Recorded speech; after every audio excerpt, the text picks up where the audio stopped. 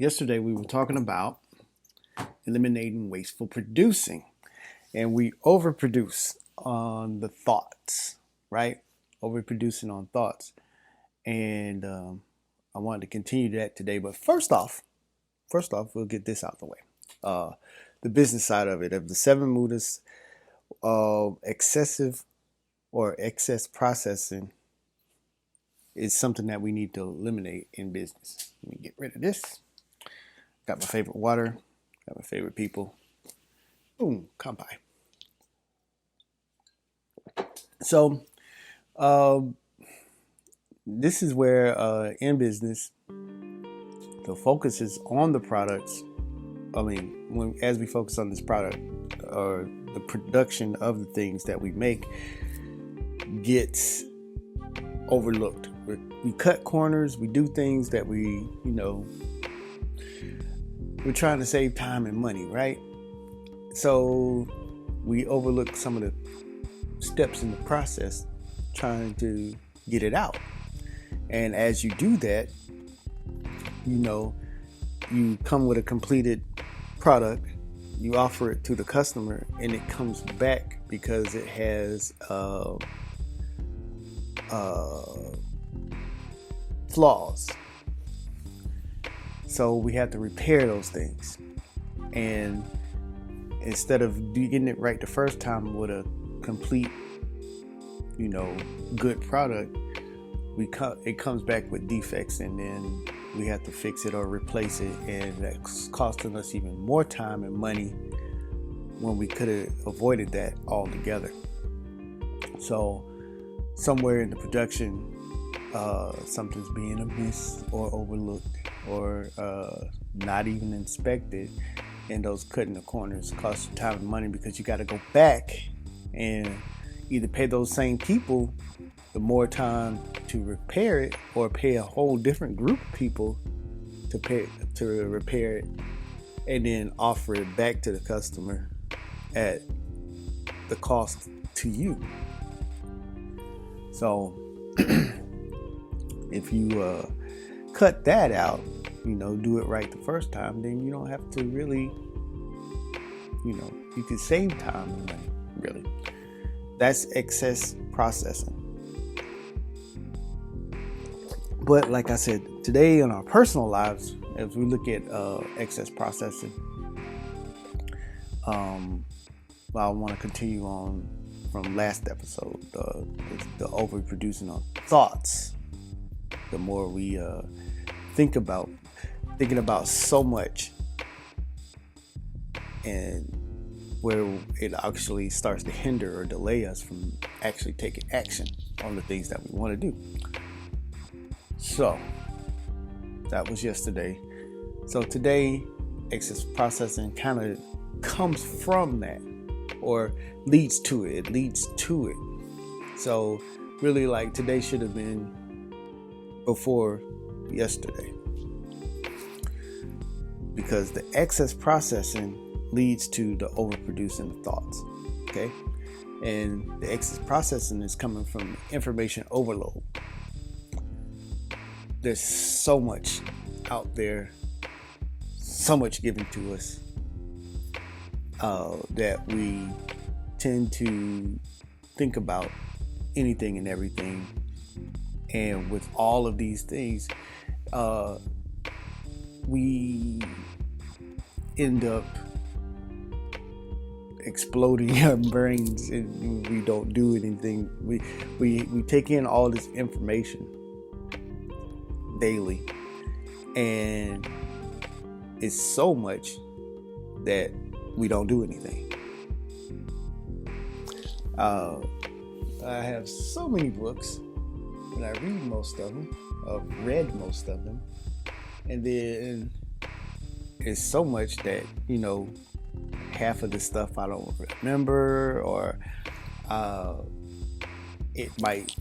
somebody's opinion might have a good valid point, and then read the next book and it says something totally different, but it's talking about the same thing in a different approach. So it's like, forget it, shut down. And I kind of think of it like this. It's almost like that. It's the way it is by design. But let's get into this. Uh, and don't get me wrong. I don't want to say that the more information that you have uh, is bad, but it's like this: the more information that you have, the better choice you could make, right? But what if? And I think about like masks. There's a whole uproar about masks, the dehumanization of masks. How, or is it safe, or is it not effective at all? You know, and whichever path that I choose, there's a ton of information out there that supports that. So if I feel that it's a waste of time, I have information or science or whatever saying, yeah, you're right. Or if I say, well, you need this and it protects you and it protects others, well, then you have information, data, science, statistics saying, yeah, you're right. So which one is right? Are they both right? They're both saying something totally different. Are they both right? Like I said, there's an information overload to where you're just like, you know what? Forget it. I'll just stay in the house. And like I said, it's almost like this by design. And I don't want to take up too much time. We can look at these things, but what I want you to do is really today, as you go throughout your day and you start a process or you feel overwhelmed by all the information, why don't you look at what's behind or who's behind feeding the information? Okay. So because of this, and this has always been my opinion on this, whoever controls the flow of information, right? Uh, whoever controls the flow of information really can influence or even control the thoughts that's coming up out of it, because the more information that you intake, those are the type of thoughts that's going to come forth. So if I tell you this and this and this, if I told you, birds can't fly, birds cannot fly, birds can't fly, and then if I'm telling that to my kids and they're being raised that way, then since I'm controlling that information and feeding it to them and they're intaking it, their thoughts will perpetuate that. So their thoughts will say, well, birds can't fly. And then you go up there and say, hey, well, what is that thing? Well, that must not be a bird that's flying. That must be something else. And you have to prove that, because, like I said, whoever controls the information controls the thoughts, and then that will control the behavior. So even if they see it, they won't believe it. Their behavior will start to say, well, that can't be true, even though they're seeing it.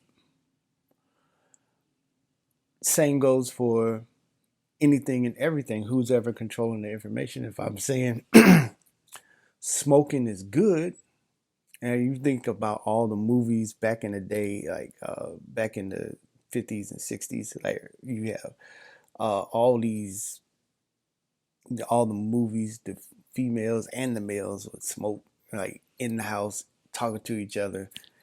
Uh, and TV commercials, and then later on, it's like, well, smoking is bad, and all these people who grew up addicted to nicotine and smoking, what are they to do? Since that was being presented to them, the flow of information in their eyes, it's like, man, that must be great. That's the thing to do, and it became socially acceptable. Now the control of information to the children is like, this is bad. And they shun those who were smoking where they thought it was good. The conflict there rips apart people socially. And then, like I said, who's ever controlling it has control over the behaviors. So these people are fighting these people by the information that they have. Well, no, this is right. You can't do that anymore. And these people, well, this is what I've always been taught. So this is right for me, and I'm gonna do whatever I want to do. And the behavior is being controlled by the thoughts, which is controlled by whatever was being fed to them that they accepted. So when you look at these things and you see how much stuff is being out there, I mean, going on, look at whoever you're getting your information from. Just think of it this way: you're kind of like aligning yourself with whatever they're presenting. So if a company is producing information that you like, then you're aligning yourself up with that company, and whatever that company does or says or do, just like I said, be careful.